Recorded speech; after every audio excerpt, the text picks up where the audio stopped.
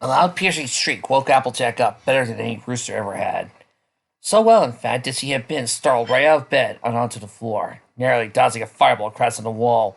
What the? Applejack peeked over her bed and saw two griffins, a large one and a rather skinny one, entering her room. The large one had a ball of fire floating just over his palm. How could you miss him, Finn? So slow here, Scrotland laughed, punching him in the arm.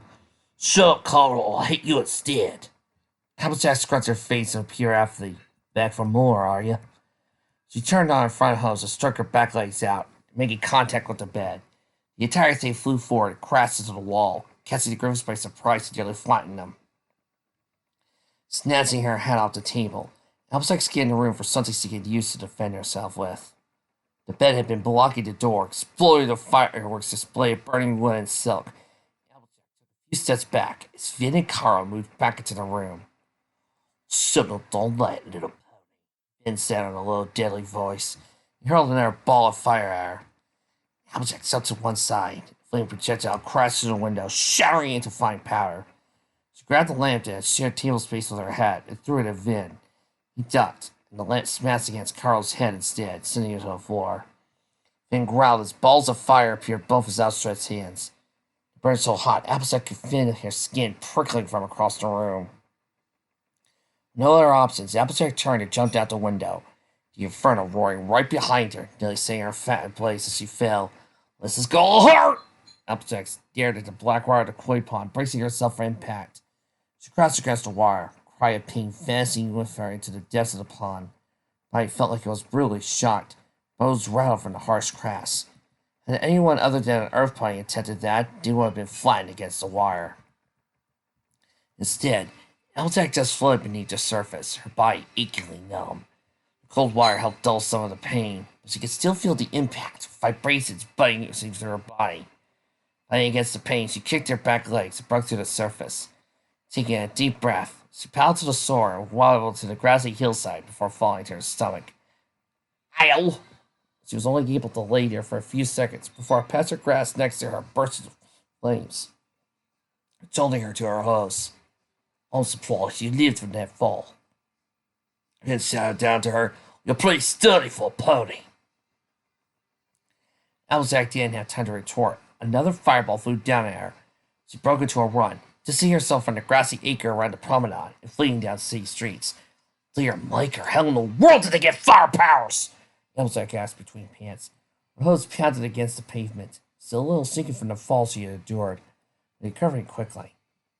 Fire rained down from above, always landing just a hair's breadth from Applejack, curling her fur from the intense heat. She was glad there was no pony out around this part of the city. She would hate to have a bystander get hurt because of her. Still, Applejack knew she needed to find a more secluded location instead of barreling down random sidewalks. A fireball streaked past her and burst against the lamppost. It tumbled over and crashed to the ground, forcing Applejack to skid to a stop and change directions. She slipped into an alleyway, fancying to its consuming sounds. Don't think I can't see you in there, Applejack heard Finn call. You'll just make my job easier. Scarred colors crept to the corners of Applejack's eyes. She could feel the scorching heat getting closer and closer. She doubled her speed and threw herself around the corner, just as the blaze crashed into the wall. She emerged from the alley and found herself on a dark street. There were no lights or lanterns, and a chain-link fence blocked her path. Hearing the sound of Finn's wings, Applejack ignored the no entry sign, attached to the fence, and hopped over it, landing in the hard-packed dirt. In front of her, Applejack could just make out the skeletal structure of a half-finished building. Girders and joists held the construction together, while scaffolding hung from the sides. Applejack dove down behind a pile of pipes, finally finding a moment to catch her breath. All the hair-bearing trips and adventures we've been on, this one takes the cake, she whispered. She didn't regret coming with her friends on a journey to save Equestria. When Applejack was starting to think this time she may have bitten off more than she could chew. Overhead, Finn flew around the construction site, taunting Applejack in an effort to draw her out. Only a matter of time before he spotted her. Filthy varmint, Applejack said under her breath. Knows I won't be able to hit him even if I did show my face. How am I supposed to fight back when he can fly and shoot fire? Applejack searched around for some form of miracle. It was the only thing that could help her now. For her, it came in the form of a very familiar object. A coil of rope was sitting on the other side of the yard, next to a tall mound of fresh dirt. Applejack grinned. That was all she needed to tip the scales. She rushed forward, thundering across the dirt, leaving dust clouds in her wake. With lunge, the Applejack grabbed the rope in her teeth and rolled behind the dirt pile. This as another burst of fire struck where she had previously been. Working fast, Applejack fastened a knot in the rope, creating a wide lasso. Now, business! Something hot crashed into the dirt behind her. Applejack sprung back into motion, taking the lasso up in her mouth. She emerged from her hiding spot, this time heading towards the metal complex. She left a trail of fire behind her, staying one head ahead of Finn's blast while he said, "Hold still, you little rot!" There was a wooden ramp leading up to the second story. Applejack scaled it, trying to close the distance between her and Vin. Flames, just as the Applejack's front hooves touched the steel girder. She moved around the metal beams of raised walkways, watching Finn grow frustrated as his fireballs collided with the ironworks. Applejack was careful not to step on the hot spots as she danced around the narrow spaces, buying her time as Finn drew closer and closer, trying to get a better shot. She jumped from her girder to a scaffold, wincing as a stream of fire grazed her tail, sending the smell of burnt hair into to dull her senses.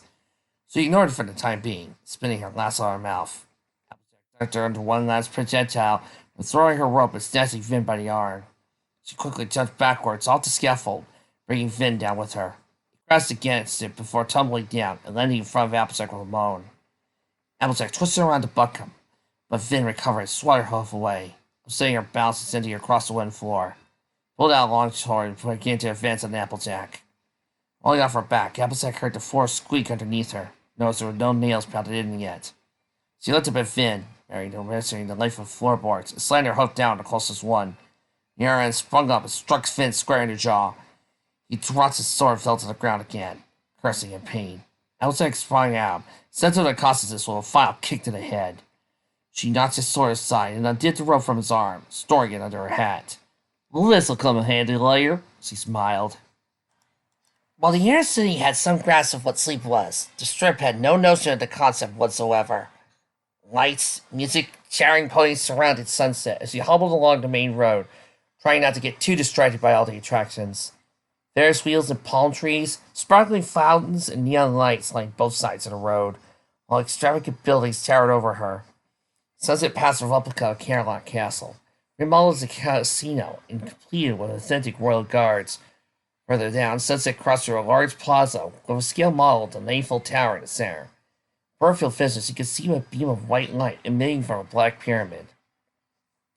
Sunset was glad she had recently eaten, for the very smells of late-night eateries combined to make one heavenly aroma that, despite her content stomach, made Sunset's mouth water.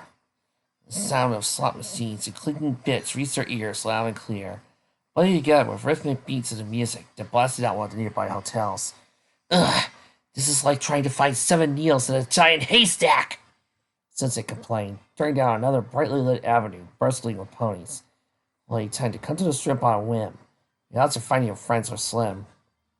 Starting to feel discouraged, Sunset stopped to rest at the base of a bright neon sign, advertising some up-and-coming magician. It was bright, flashy, and so distracting. Sunset was surprised she didn't know sooner.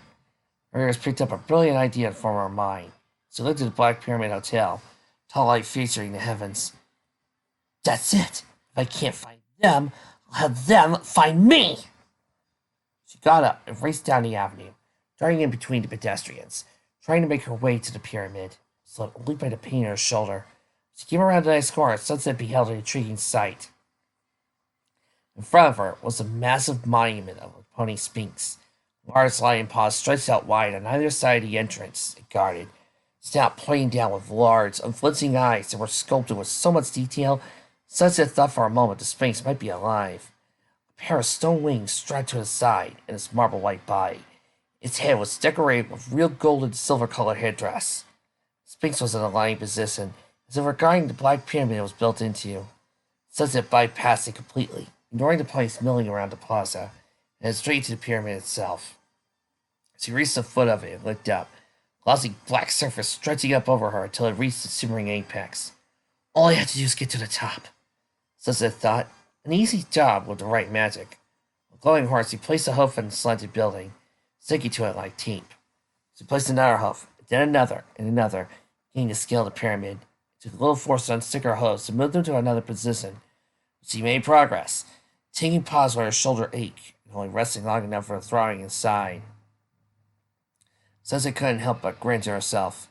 Scaling a metal pyramid at night. Gotta admit, this is pretty cool. She was about halfway up when she took another break, leaning for her shoulder to rest. Sunset gazed at the reflective surface she was standing on. The lights of the hotels and the pale moon were only slightly distorted, giving a near-perfect mirror image. A moving dot appeared by one of the rooftops, catching Sunset's eye. She stared at it as it grew larger, taking shape into something Sunset had quickly grown to despise. Another griffin. It was flying straight for her, weapon in hand. Sunset growled in frustration, cursing her luck and her determination.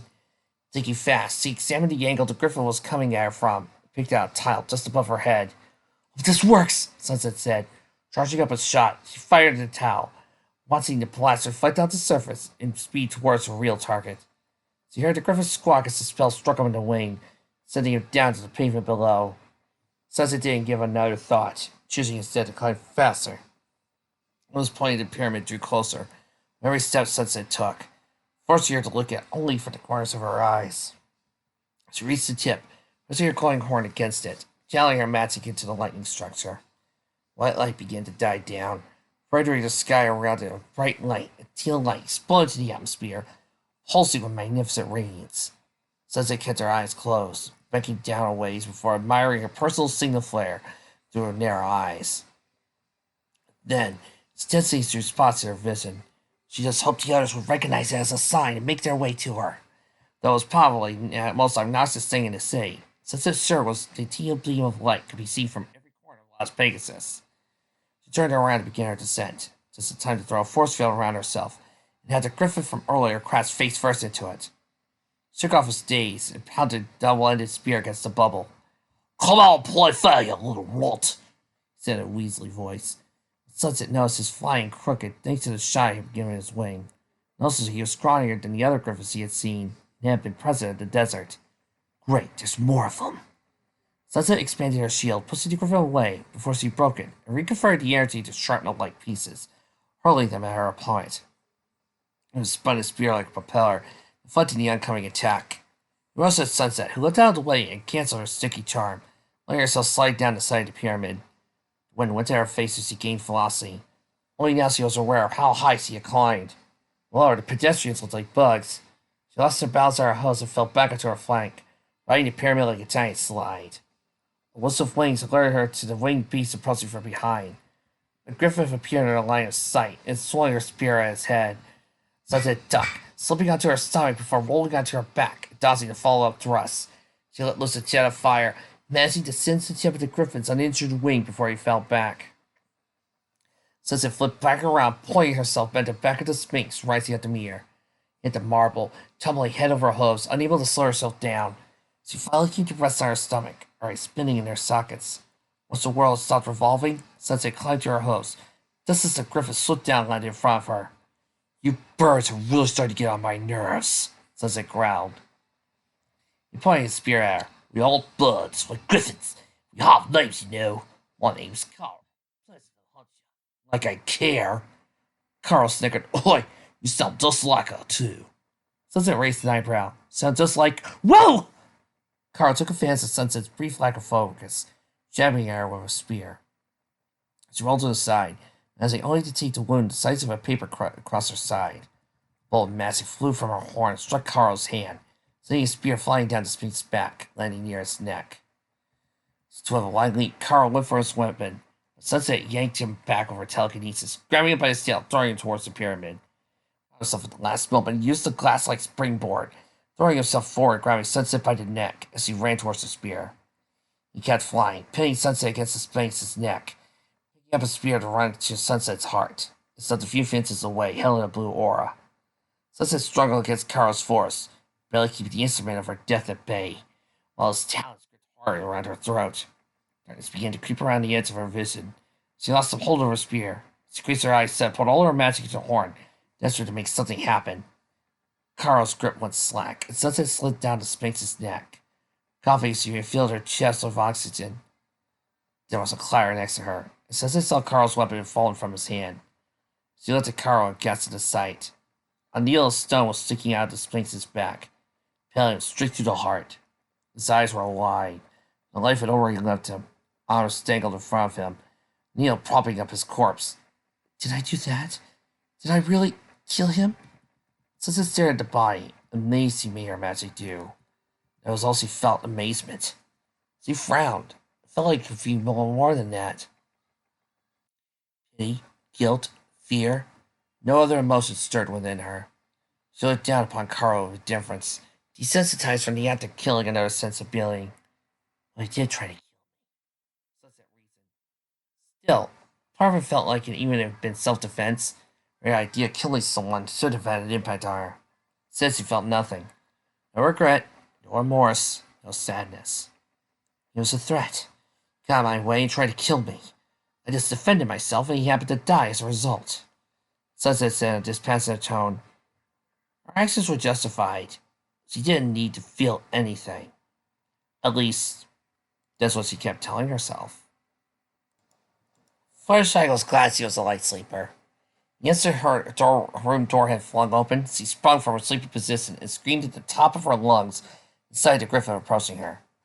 She just hoped it had been loud enough to warn the others. Fluttershy proceeded to throw herself into the air as the griffin lunged for her, resulting in him smacking against the head behind instead.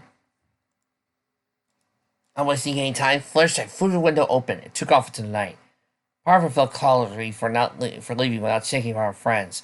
Well, she was supposed to do. She couldn't fight against the angry griffins with weapons. Fluttershy was frightened by their tenacity and dedication. How far were they willing to go to capture or kill her and her friends? She stopped mid-flight and turned around. She was already having doubts about just running away and hoping her friends could fend for themselves. She wanted to go back and do something, anything to help support them. Unfortunately, the large black shadow following her forced her to reconsider, and sent Fluttershy sped further away from the promenade. She flew low, skimming the rooftops of the lower buildings, weaving in between some of the taller ones, looking for a place to hide. She could hear the wing beats of the predator closing in on her, encouraging her to fly faster. Reaching speeds she knew Rainbow Dash would be proud of. Fluttershy banked around a wide, rectangular building, braced herself against the glass to the other side, hoping the griffin would keep on flying. It partially worked, as the griffin continued to fly for some distance, leaving Fluttershy to believe her ruse had succeeded. So the griffin stopped and did a 180, spying Fluttershy as he tried descending into the streets below. Swinging what appeared to be a barbed life chain over his head, the griffin homed in on Fluttershy, who screamed and rocketed upwards in a bid to escape. Rattling and chains reached her ears as the middle whip snapped near her back hoof. Fluttershy abruptly changed the directions of trying to throw off her pursuer. Below her, the sea fanned out in all directions, a spiral web of lights and colors. Fluttershy zigzagged, heading into random directions for random periods of time. She didn't know how good of a plan it really was, but it was all she had. She couldn't go down to the crowded city and risk other ponies getting hurt. A cluster of trees caught Fluttershy's eye, an isolated area near the edge of the city. Knowing it was probably the best place to hide, Fluttershy sped towards it in a gradual descent. Something sharp cut Fluttershy's back hoof, felt it jerk her bowels backwards. She cried out in pain as the metal bars tore into her skin while they dragged her back to the laying tower. Fluttershy found a pair of talons wrapped around her neck and looked into the angry eyes of her captor. You're all mine now, Pipsqueak, he grinned savagely. He's awfully close to Fluttershy's own. In a moment of desperation, Fluttershy did the only thing she could think of. She headbutted him. Her forehead caught him right on the nose and recoiled for the attack, crying out in discomfort, but he didn't let go of her. In fact, he rubbed his bloody nose, and looked angrier than before. Fluttershy whimpered in terror, watching as he pulled out a dagger. I tried. At least I tried to do something. She was prepared to surrender herself to the end, when a blur of motion appeared just behind the griffin. P.S. See, this I'm okay with, because this is Fluttershy out of her element. See? I'm not always up for a violent Fluttershy, like some people. A colorful streak strung in from his side, delivering a solid punch to his face. The griffin released Fluttershy, who looked on as her guardian angel unleashed a flurry of punches to her previous assaulter. With one last powerful blow to the gut, the predatory hybrid fell out of the sky, half unconscious from the beating he had taken. Rainbow Dash spun around, grabbed Fluttershy by the shoulders. Are you okay? Last time Fluttershy had seen Rainbow disconcerted was after the Pegasus race at the Junior Speedsters camp. Rainbow realized she had knocked Fluttershy off the clouds. Fluttershy nodded her head. Yes, I think so. She looked at her back hoof where some of the fur and skin had been torn off. Mostly. Rainbow followed Fluttershy's side with her teeth in fury. Those stupid! Rainbow muttered curses under her breath and pulled Fluttershy along through the air. Come on! We gotta find someplace to hide. The other Griffin I knocked out probably won't stay that way for long. Rainbow must have been thinking the same lines as Fluttershy, for she led a large grove of darkened trees. Landing, Fluttershy was horrified to find out it was dark for a reason. They landed in a cemetery. The canopy of trees obscured much of the starlight from above, and the light and noise from the city was faint, drowned out by the quiet eeriness of the graveyard. Headstones and monuments seemed to be laid out in a hodgepodge manner, overgrown with weeds and covered in cobwebs. A cobblestone path led up a hill, decorated with more graves and a few crypts as well. Rainbow caught the look of fear on Fluttershy's face, and reassured her, saying, Don't worry, Fluttershy. Everything here's already dead. They can't hurt you. Fluttershy swallowed the lump in her throat. You're right. It's just a graveyard. She looked at the foliage covering them. Besides, Griffins can't find us here, right? Right. Rainbow nodded. At least see that back leg, Fluttershy. Fluttershy held out her hoof, allowing Rainbow to look it over. Well, it doesn't look like it's bleeding too bad, so you should be fine. The cuts didn't hurt too bad either. He mostly stung from the cold air blowing against him. Still, Fluttershy couldn't help but sigh relief. Doesn't him, the fool over here. And I'm telling you, Axel, all I can smell is dead horse. That's because you let that blue one punch you in the face. Rainbow let out a sort of annoyance. Oh man, didn't think I was gonna get up that fast. She hissed. What should we do? Fluttershy asked. Rainbow spread her wings in preparation for flight. You stay here and lay low. I'll hide those two goons and get back to you. Then we'll look for the others. You know they're all right? Look of uncertainty across Rainbow's face. I'm not sure. I think I saw Applejack running away, but that's all I know for sure. She shook her mane, trying to put on a confident grin. But you know them. I'm sure they can handle themselves. Fluttershy saw the look of worry in Rainbow's eye. Bravado could only hide so much of her concern. Okay, Fluttershy said. But can you handle yourself against the both of them? She gestured upwards. Don't worry. I'm not gonna let a few feather braids bring me down. With that, Rainbow launched into the sky, raining leaves on Fluttershy's head. Silence afterwards seemed much louder than before. Fluttershy wasn't sure what terrified her more. The thought of Rainbow Dash having to face those griffins, or being alone herself by the graveyard at night. A hollow hood somewhere in the distance. Fluttershy promptly jumped behind a tombstone. With a cry out of fear, it dived into the bush. Well, this is ridiculous, Fluttershy chastised herself. Pulled her head out of the bush, her face had a determined expression. Rainbow's up there fighting on her own, and I'm down here being scared by my own shadow. May not be able to fight, but the very least I could do is show a little bravery. She sat on the foliage, carefully scurrying around the decrepit hemstone. Besides, Rainbow's right. It's just a cemetery. Everything here is already dead. She squeaked. Nothing here that can hurt me. She stopped in front of a large, aging statue of a hooded pony wielding a large scythe. Fluttershy gulped. Nothing can hurt me. Nothing can hurt me. Nothing can hurt me. A loud squealing sound of wrought iron gates opening echoed through the graveyard. It took all Fluttershy's will not to scream in terror at the sudden noise. Looking out from behind the statue she had ducked behind, she could see 4 shadows approaching from the bottom of the hill. Squinting her head, she could make out a leader figure in a black cloak to cover all its features. Grim Reaper! Fluttershy whimpered. Sitting outside, Fluttershy retreated further up the hill, trying to find a safer place to conceal herself. Brave or not, there was no way she wanted to be caught by the Grim Reaper.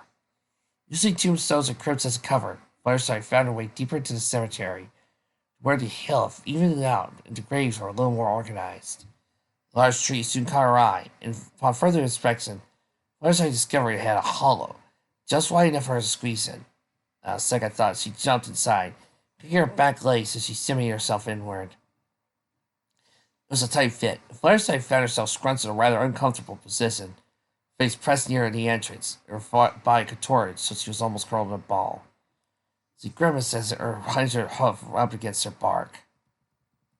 Something soft rustled against her underneath, causing Fluttershy to giggle more than panic as it tickled her backside.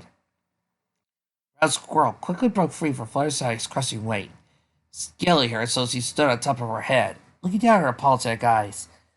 Oh, I'm so sorry, Mr. Squirrel. I didn't know you were here. Fluttershy said, her voice barely audible. I'm just hiding from the Grim Reaper. The processing won't be too long, I hope. The squirrel nodded in understanding and settled into her pink hair, leaving Fluttershy to sit in nervous silence. She hoped the Reaper wasn't looking for any pony in particular it would just pass through. As the seconds crept into minutes, Fluttershy could begin to hear the crunching of leaves in her hoof. She sucked in her breath, wanting to be as unnoticeable as possible. What? Did he not get this guy a tube or anything? I must be here somewhere. A feminine voice cut through the night. Grim Reaper's a girl? Fluttershy thought. With a few in her tree, she could see the cloaked pony and her associates walking to view. The features still masked by the shroud of night. They stopped at a small shrine that had a bronze statue of a Pegasus on top. Red light illuminated the area in front of them. Like Fluttershy quickly recognized. Vesper Radiance. Here we are, Vesper said tearfully. I'm surprised he didn't give him a mausoleum. I mean, he was kind of important. Whatever, easier for me. She paused, looking back and forth between the ponies that flanked her. You're all terrible conservationists. At least the Griffins, as incompetent as they can keep me enthralled. But then again, you don't even give me excuses. Maybe that's why I like you a little more. First, I made the teeniest exhale she could, unable to hold her breath any longer. Luckily for her, one of the ponies had moaned right when she did. Alright, let's get this show on the road. Sky Shark, give me your hoof. Fluttershy's heart jolted. Sky Shark? But isn't he? As she watched the pony to Vesper's right slowly reach the hoof out, Vesper yanked it closer and produced the knife from within her cloak. There was a sound of breaking skin, and Fluttershy swore she was going to be ill. Ugh! Alright, you rancid. Don't believe it. Father, come here! Vesper dug her knife into another pony, only to click her tongue in disappointment. Huh. I guess necromancy has a few more ill-versed side effects than I thought. She wiped the knife against her cloak before holding out her own silhouetted hoof. If you wanted something done right. Fluttershy's eyes widened as the mare brought the knife to her own foreleg. She couldn't see it. Fluttershy knew Vesper had cut deep. Yet there wasn't a peep of complaint. Sanguinium vinium, nepedia accipi, ut requiem, asterositum, unoque sepulchros, cert et arcana passatoire. Vesper rasped, voice becoming otherworldly. Fluttershy watched as she moved her hoof around in dirt in front of the shrine, as she was tracing something. Vesper Radiance stepped back, giving Fluttershy a full view of what looked like a soft white light popping up from the dirt. Radiant gently for a minute before dulling into a sickening gray color, intensifying from a single narrow beam to a large spotlight into the air. A skeletal hoof broke through the ground, followed by another. Soon, a skull with orbs of blue fire in its eye sockets. Fluttershy had to shove a hoof into her mouth to stop herself from screaming, and had to take horror at the scene taking place in front of her. The cart slowly pulled the rest of its body out from its previous resting place. Fluttershy took some small comfort in the fact it was just a skeleton, as all of its skin and innards rotted away long ago. The skeleton stared down Vesper with his flaming eyes, unable to blink or show emotion. Why have you disturbed my rest, summoner? Why have you ripped me from paradise? It growled. Are you Captain Gale, last and only known user of the fabled Tempest Crown? Vesper asked tersely. The skeleton didn't respond. She said in a much louder voice, Respond to Debetus Mickey! As your summoner, you are bound to my word. Now tell me what I want to know. As he heard the skeleton sigh before it spoke again. Yes, a knife. I was Gale. I defended my beautiful lost Pegasus from a storm that could not be turned back. It would have destroyed everything my father and his father worked to build. So I used the knowledge handed down to me to locate the Tempest Crown and wield it just long enough for me to push the storm back. Next I I'm corrupted by its black magic. As I thought, Vesper began to pace in front of the animated corpse. Please forgive me for waking you for what I'm sure was a lovely dirt nap. You were the only one I could turn to. You see, Mr. Gale, there's no pony left in your lineage in this day and age. Your great-grandfather, Dizzy Duster, was the last of your bloodline, and she bore no foals. I would have asked her for help, but I thought, why not go to the source?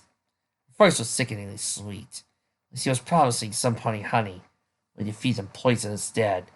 Despite this flesh, I couldn't help but feel like Vesper sounded familiar. Do not mock me, fool. I know what you seek, Gale snapped.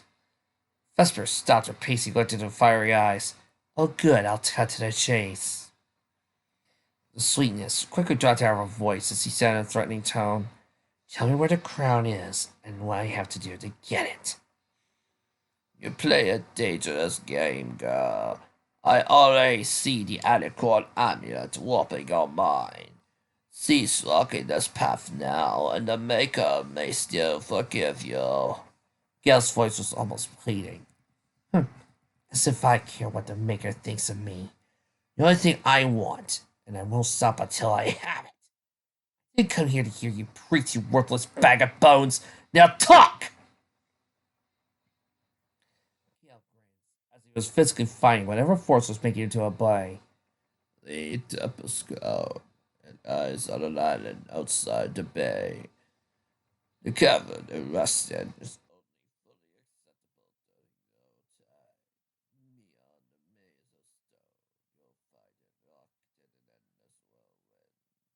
Is there anything else? This time, Fluttershy was Sir Gale's side. Oh, only the blood of a Pegasus can open the doors within the cavern. See her and whisper. Is that all? Well then, Sky Chart. It looks like living Pegasus. Gale mumbled. There was a moment's pause once Fluttershy was sure even the wind had stopped blowing. Blair's face suddenly ran cold as he solemnly wished he decided to fight with Rainbow. Fluttershy felt her entire body yanked out, at least some outside force, knocking the scroll from her head, and as she was violently pulled to the tree's opening, she flew across the lawn and came to a abrupt halt, suspended next to Vesper Radiance. So, how much blood do I have to spill?